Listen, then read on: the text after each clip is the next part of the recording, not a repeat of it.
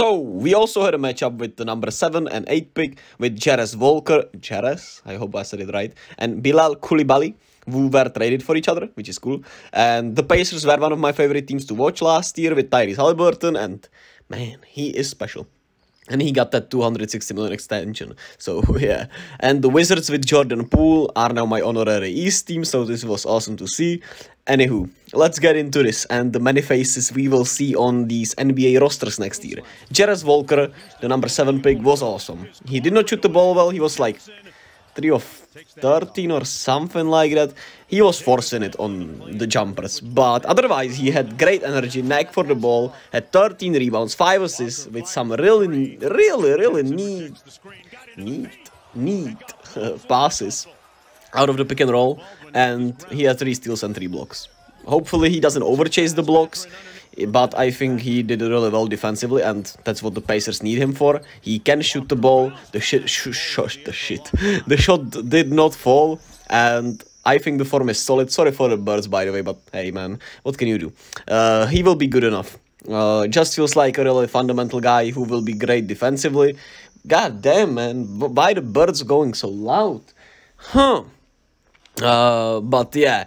We'll see if he chases blocks too much, but he did pop off the screen with that regard and just the right attitude, so I was impressed, that's for sure. Ben Mathurin played 27 points. We know who he is at this point. He did have some rough turnovers, but Bilal Koulibaly was guarding him really well, so that speaks more for him than his defense than Ben Mathurin in and of itself. Andrew Nembhard, the Warrior killer, I still can't believe he had that game against the Warriors. Was a little worse than I expected. Started off really well, really poised. Running the pick and roll spectacularly. Thank God the bird stopped.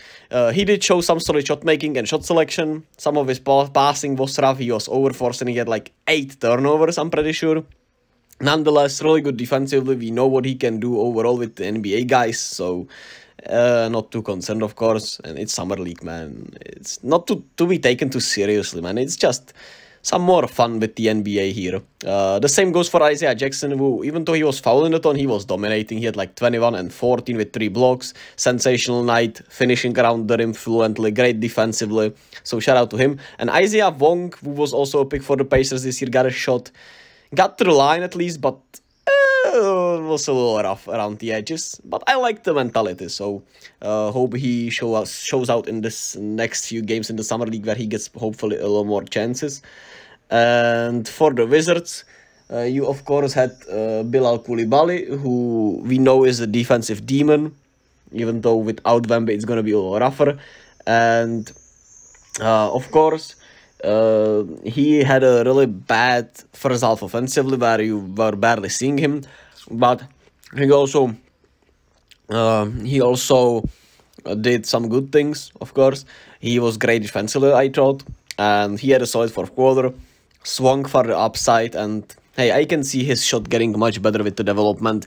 And this new regime with Washington, which I actually really like and find really intriguing and sympathetic. The GM was interviewed today, and he seemed smart enough. So hopefully his ideas and smartness, which, hey, most of these people can make it look they are smarter than they are actually with basketball, but hey, he seems genuine, and I'm more trusted than not, so we'll see how that turns out. Johnny Davis also did much better than he did last year, and he looked more poised, better handle, better ability to get to his shot, and I was happy for him. He looked like a sure bust throughout the first year and everything, but he is looking to bounce back, did better. He was like 8 of 18, solid night for him. Hopefully he can carry on and be better.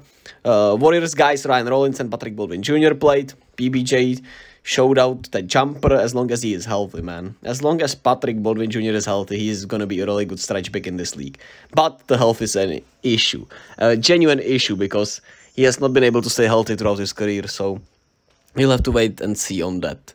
Ryan Rollins showed some touch around the rim, his explosiveness, solid ball handling, but he is coming off of that foot injury, so I'm gonna be a little lighter on him, and we'll see what happens in these next few games, and if he gets even a shot next year with the Wizards, who we know are rebuilding, but we'll see.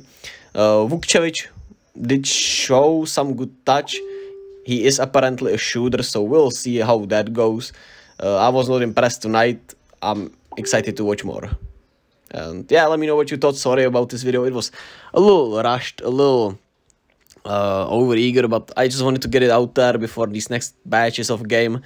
And I'll catch you all tomorrow with some more Summer League wits, man. So